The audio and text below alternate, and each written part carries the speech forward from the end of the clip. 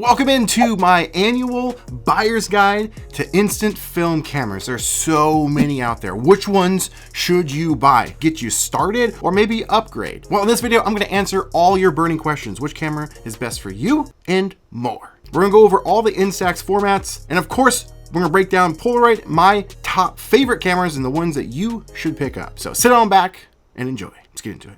You know the type of guy that was a jock in high school but ended up becoming a huge nerd? You know, someone that's not afraid to make a fool of themselves on the internet. And someone that likes to shoot Polaroid a little too much. Did I say huge nerd? You know, just an ordinary, everyday guy. Well, that's me. I'm just another Chris. There are so many cameras out there, and so you may be just getting started and don't even know where to start. I've been shooting instant photography 4 years now, I want to say, and I've dedicated this channel to instant photography. I have tested and reviewed and own a lot of cameras, and so I'm gonna break things down for you, and you're gonna be hearing a lot of information, but I'm gonna do my best to make it concise and helpful. I'm gonna break it down into a few different categories. The first category is we're gonna be going over Instax cameras. And Instax has 3 formats available, so we're gonna break down all 3, starting with Instax Mini, Instax Square, and Instax Wide. From there, we're gonna move on to Polaroid. And Polaroid can get a little bit overwhelming because there are a ton of Polaroid cameras out there. So we're gonna break it down from modern cameras, and then we're gonna switch over to vintage cameras. Now, I've done a lot of reviews on the cameras you're about to see, so check out the links in the description below to see full breakdowns of each camera, or if I don't have one, let me know in the comments. Maybe I can make that video for you. Enough rambling, let's start off with Instax and start with the Instax Mini cameras. You'll find these cameras everywhere. There's so many of these, and the film is relatively inexpensive. But the thing about Instax Mini cameras, most of them are pretty much the exact same camera with a few little minor tweaks and cosmetics, but really they're all the same. Now, other companies have made cameras that shoot or utilize the Instax format, and one of them even being Polaroid themselves. Yeah, this is the Mio or Mio. I'm not even 100% sure how you pronounce it. It is a Polaroid camera that shoots Instax Mini film. It's kind of wild, kind of crazy. It has some cool features that a lot of these don't have. One of the key features is being able to turn off the flash. Pretty much all Fuji cameras, you can't do that, so that's a cool feature. But I don't really recommend this camera because it's not widely available anymore. This was made a long time ago, but I wanted to at least mention it because it's actually a pretty sweet camera. So the ones that I recommend you getting are going to be the ones from Fuji themselves because they keep pumping these dang cameras out and they're pretty inexpensive. I think they're like 60 bucks, 70 bucks directly from Fuji, or go on Facebook Marketplace, OfferUp, eBay. You can find these things all day long for like freaking cheap, 20 bucks. But they just keep rebranding these cameras and calling it a different number. This is the Instax Mini 9. This is the Instax Mini 8. It just has a silicone little thing on it to make it look cool. But yeah, if you're gonna be getting into Instax Mini cameras, I would recommend getting yourself an Instax Mini 8 or above. You can't go wrong. Film is pretty cheap. You can get a 2-pack for $13. Pretty sweet deal. Honorable mention time. The Instax Mini Evo. The reason it's an honorable mention is because it's a hybrid. It's technically a digital camera that has an Instax Mini film printer. It doesn't really print, it exposes and ejects it.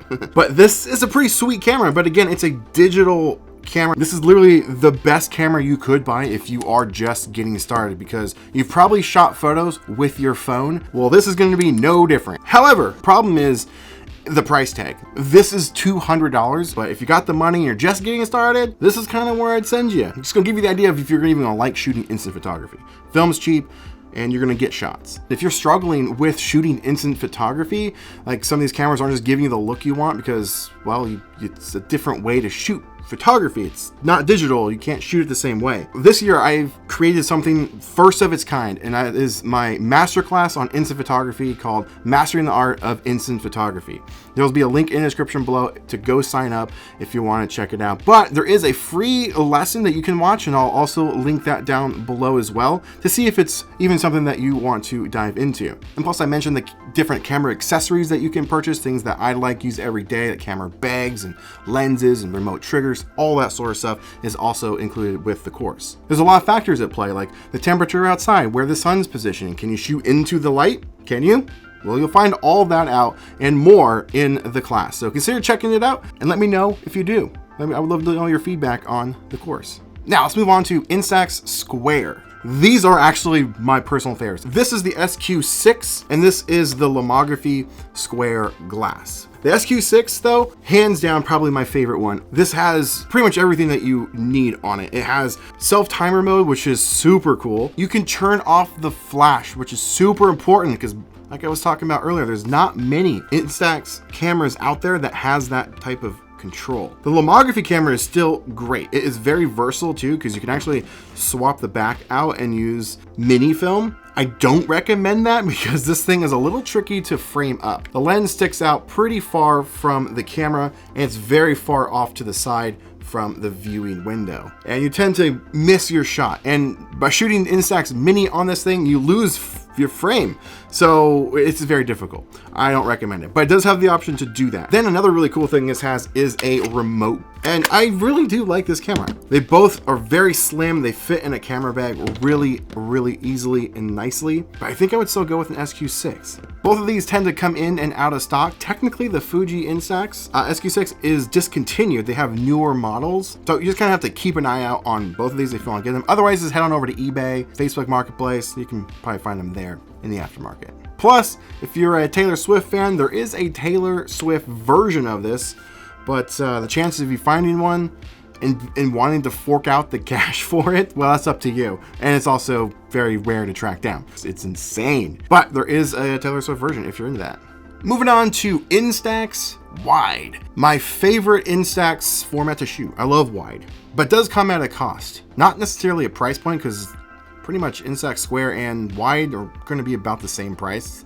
It's around 20 bucks for 20 photos, so it's $1 a photo. But what I mean is the size. Look at these things. They're huge, they're chungus, they're bulbous, they're kind of cumbersome to carry around, but the payout is worth it. These are actually the same camera. This is the Lomography Wide. Would come with a remote button that doubles as a cap. Just be careful your camera is in the off position when you want to put this back on because the buttons are right on the front. And you tend to push it by accident. I've wasted a lot of film because of that. So you gotta pay attention to that. And they provide a very unique looking image. They tend to be a little bit more vignetted and contrasted images out of the wide. Fuji, which this is probably my favorite one. Yeah, this is my favorite. This is the 200. They're all the same, pretty much. Exactly the same. Don't pay overpriced for the newer version, which the newer version came out like 8 years ago or something like that. The latest version is the 300, but that doesn't mean you need to go buy the latest and greatest because it's the new one, right? It's gonna be better. I don't recommend it. The 200 and above is where I'd go. There's a 210. I think it's just a 300 after that. Oh, and then there's the 500 AF, it's called. It's this, but with autofocus. If you can find one, cool, get it. They're gonna be really expensive. They were only released in Japan as far as I know. If I paid like 20 or 30 bucks for this on eBay, I recommend it. This thing is awesome. It provides beautiful freaking images. Now let's talk about Polaroid cameras. There's a lot of cameras out there. So I'm gonna break it down into 3 different categories. We're gonna talk about modern day Polaroid cameras, known as I-type cameras. Vintage box type cameras, there's a lot of those. Then lastly, we're gonna talk about SLR vintage cameers. Yeah, let's get into it. First I-type camera up is actually its own category in a sense, but it's the Polaroid Go. The tiny, first of its kind, only camera currently on the market you can purchase and shoot the type of film. It's this little guy. Now, there are 2 versions of this, and I don't have the new version, which is Generation 2. They messed with the light meter and exposing features to help improve it because some people were complaining about it. I don't have that camera. I just have this one, and I think it's actually a fun little camera. It shoots very small, like stamp-like size photos, which I think it's fun, and I need to shoot with this more. I actually have a lot of film that I need to use up. You can pick it up for, I think, $100, which is the bummer part of it. It should be less, but it isn't. It's kind of their answer to Instax mini film. Kind of missed the mark on the price point of the camera, like I was saying, but the film is fairly inexpensive. I mean, you get 16 photos for $20. I'd love to see Polaroid start putting out some newer cameras that shoot the Go film, but one can dream, right? All right, modern I-type Polaroid cameras. Yeah, only a few that you can purchase currently. You got the Polaroid Originals 1-Step 2 camera, and then they did a 1-Step Plus version of it. Then they got the Polaroid Now, and then the Polaroid Now Plus. Right out of the gate, do not buy this camera at all. It is terrible. It will overexpose your pictures, cause you to waste money on film. I've done multiple videos testing it. I've tried, I think, 3 or 4. Yeah, I think 4 cameras now. Different updated ones. They're all the same. Too inconsistent. Do not recommend this. If you have one and you're wondering why your photos are coming out super overexposed, that's because of this is crap. Get rid of that. Take it back. That's gone. So that leaves the Polaroid Now, which is the only one that you can currently buy on the store shelves right now, along with the Now Plus. Pick it up for about, I think, $120. Shoots I-type film. It does have autofocus, zone focusing. It has 2 lenses in there, and it chooses which one based on the distance. These were discontinued several years ago, but these are my favorite ones to find if you can get them. The One Step 2 and the One Step Plus, fantastic. I love them. They're my favorite. Get one. They're going up in price though, so keep that in mind. But this actually has manual control. Yeah, via the app, full manual control, shutter speed and aperture. Bunch of other options you can do. This is fixed focus, so anything like 4 feet and beyond is focused. This is my favorite camera, honestly. If you can track one down, get yourself one. And they all shoot I-type film and 600 film, and they have a rechargeable battery built into them. Honorable mention time. The Polaroid i2 camera. This one's a tough one to swallow because it is $600. All right, $600. Keep that in mind. But it is a professional camera. It has full manual control, all the bells and whistles. You can shoot without an app or with the app, but you can control the shutter speed and the aperture. It can shoot SX70 film, I-type, and 600 film. It has LiDAR for autofocusing. It has all of what you would expect, but it does still have an internal battery. You have to charge it up. Doesn't have, you can't remove it for that price. That's a whole conversation. Doesn't have a glass lens. It has a plastic lens, but yeah, it'll run you $600. If you're into that sort of thing, it does exist. I still don't know if I like it or not. I just tell people I'm still undecided. It exists. Does have an exposing issue that I've found and others have found. I've heard your comments. I've read the forums and people talking about it. It doesn't do very well if you are going to be shooting this in auto mode. You have to shoot this in full manual control to be able to expose your images properly. The light meter doesn't quite work. It's probably the same one that's in the Now Plus. It overexposes your shots. So yeah, there you go. $600 camera. Next up, Polaroid vintage box cameras. Yeah, this is probably the camera that you are thinking of when you think of a Polaroid camera. It's like boxy type with the little flash at the top. I mean, this one probably looks a little different than you're used to. This is actually a custom one made by We Are Film Junkies. Highly recommend them. I've done some interviews with them, met them in California, and had them on my podcast. Links can be found to those in the description below if you want to check it out. And if you do get one made by them, let them know I sent you. Great people. This one's also a little different than you're probably used to seeing. This is a Mickey Mouse. This is the 90th anniversary of Disney, and this is made by a company called Retrospect. They do box type cameras, but they're all the same. But there's so many different varieties out there. But if there was one that I had to send you to get, it would probably be this one right here. This is the Polaroid Sun 660.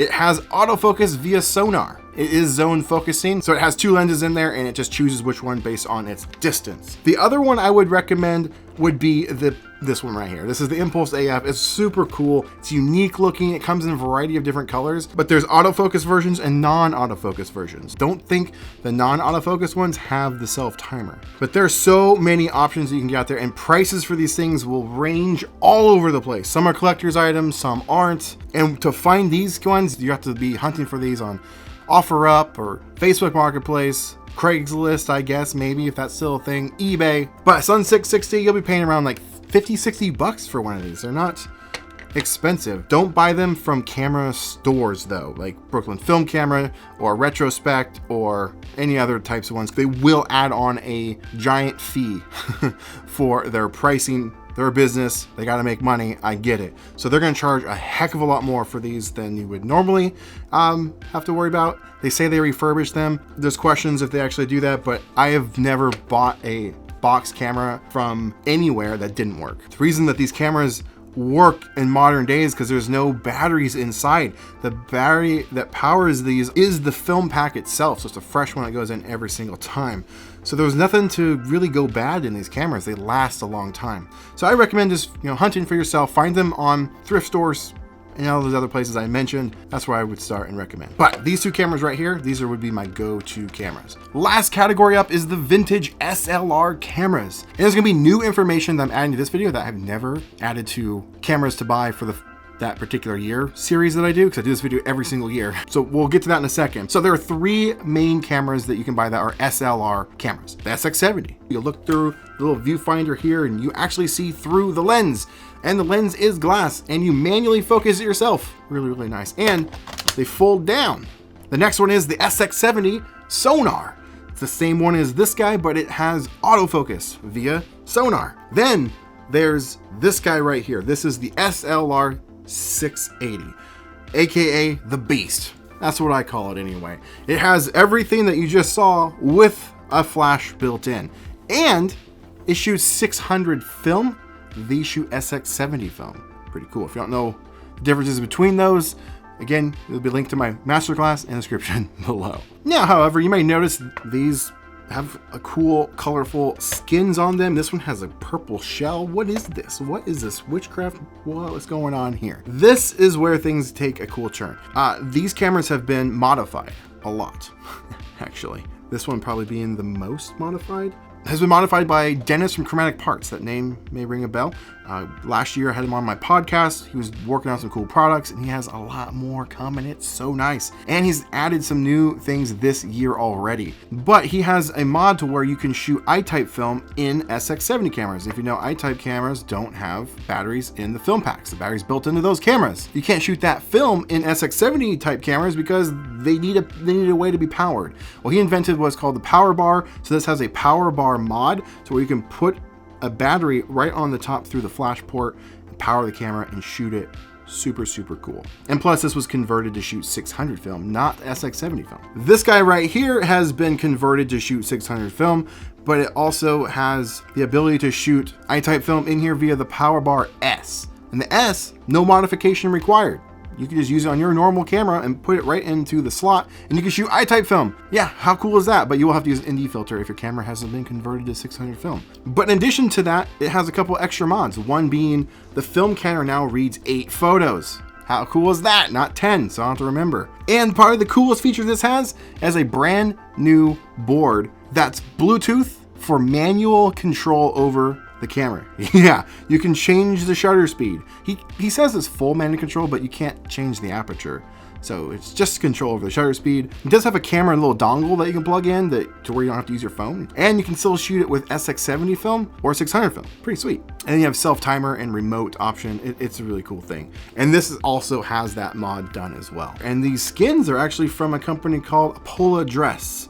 And the shell on this one, the reason it's purple and just super badass looking, that's actually from a company called Pola Studios. A lot of options you have for these cameras. These are sought after cameras. They range in price. They can get really, really expensive. This guy probably being the most expensive. In good shape, this is gonna run you about 500 bucks. But they're starting to drop in price because these cameras are getting more notice that you can convert them to do what this thing does. So there's a lot of options that you have with SLR cameras. If I had to choose one, it might be a sonar. If you can track down a sonar camera, even as is, no modifications, it's still a great camera. This is where I'd probably send you if you're looking to get into these cameras. And then of course I would send you to Dennis to have all the bells and whistles done to it, because then it's just a powerhouse of a camera. Prices will range. You pick up a manual controlled one, 150 is probably where you'd want to be for this. Anything less than that, getting a good deal. Sonars, they've gone up a little bit, about 150 to 200 range. That's pretty typical. And then, of course, like I said, with this, upwards of $500. But those are starting to drop. Here is the final lineup of cameras I would recommend you picking up in the year 2024. Now, if you want to dive even deeper and get involved in some of the community stuff, check the links in the description below. There's a free Discord you can join. You can buy, sell, trade your stuff, get questions answered. I do photo contests with prizes. It's a lot of fun. Consider checking that out. And also, if you want to check out the Spitfire Club, which you can actually join monthly Zoom calls with me and other people in the community. Plus I bring on special guests sometimes, other content creators. Plus you can get original photos of mine sent to your door every single month, amongst other things like 24-hour early access to videos, ad-free videos, extended videos of the podcast, as well as sometimes other random stuff. There's a lot of cool things. If you want to check it out, it helps the channel out, and you get to use some awesome perks. The link is in the description as well. Thank you so much for watching. Hopefully this video has helped. I'll see you in the next video. Now, get out there, make some art.